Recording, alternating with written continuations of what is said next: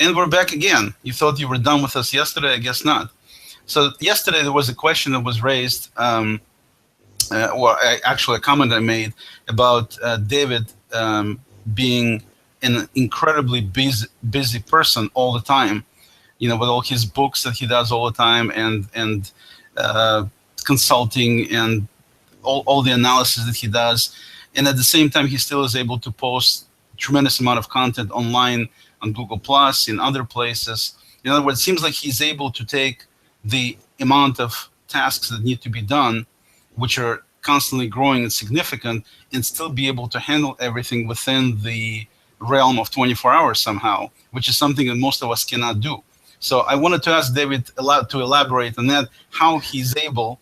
David, how are you able to handle all this? That's the question.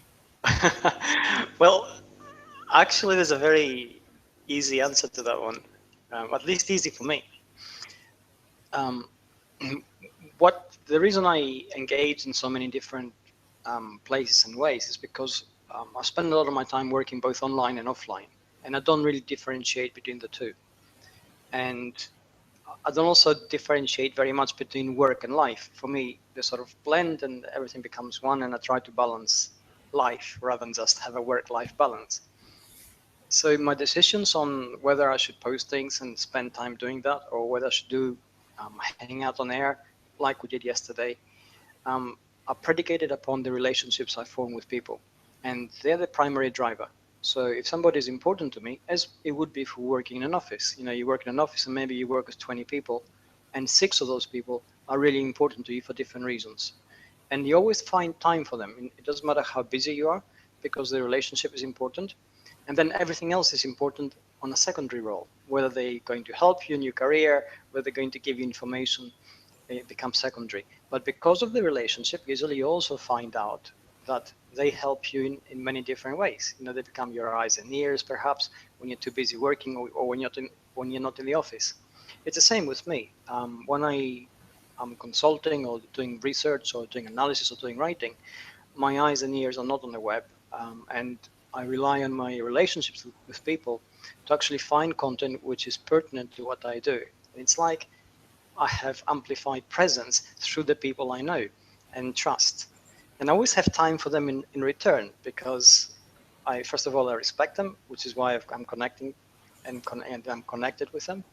And secondary, they also help me find the things which I need to find, without me having to go and look for them. So that's what actually drives it. And then on the back of that, and this follows up very nicely with what we discussed yesterday, I try to use technology to actually maximize my efficiency in terms of the use of time, because that's the critical element. There are only 24 hours a day. So I keep up with Google Plus through all my devices. So I can do it on the go on my phone. I use my tablet when I'm at the clients, and obviously I use my laptop when I'm at home. It appears like I'm online all the time. I'm not. But this consistency of being able to follow things through actually helps me. I do use Keep to keep notes, and that obviously syncs across all the devices. I use OneTab to keep track of notifications. So when there are notifications in one device, I keep that and save it to keep, and then it's available to everything else. And then I can follow back to somebody who notified me maybe 2 or 3 days before, while I was doing something else and I was on the go. And then that allows the continuity of my presence, if you like. And also it allows the reality of the relationship, where you actually respond to people and they have your attention.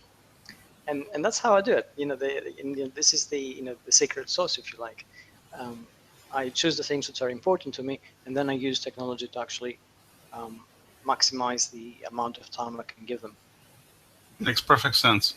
So I think we'll finish that. This is just a little addendum with saying that I think if people just, it's obviously a situation with priorities. So you need to prioritize stuff accordingly, and of course eliminating any kind of procrastination, because if you put procrastination into the mix, then of course you're going to be lacking time. So most of us do procrastinate at one time or another, and so that's one thing. That's how you can save some time doing that. Obviously using technology, and as David pointed out, it seems to me that to use like an extreme example, that we just don't have time. I hear that all the time. We just don't have time. We just don't have time. And to me, if David Amerland has time, you should be able to have time. That's the way I look at it. But people use it as an excuse usually. And if you really think about it, from what you said, David, is that if somebody told me, if I was unbelievably busy and somebody picked up the phone, called me and said that my child is sick, immediately all the other tasks go away. I mean, it's just the way we work, the way we operate. So it goes back to, again, to priority. So there's always a way to make time. I think if you really want to make time, you can make time by doing what you said, and basically just prioritizing things better, not procrastinating, and then you will have time you'll be able to be like David Amerland. Basically, that's it. All right. Thank you, David. Appreciate it. That's the end of our addendum. Till next time, thank you. Take care. Bye bye. And that's it.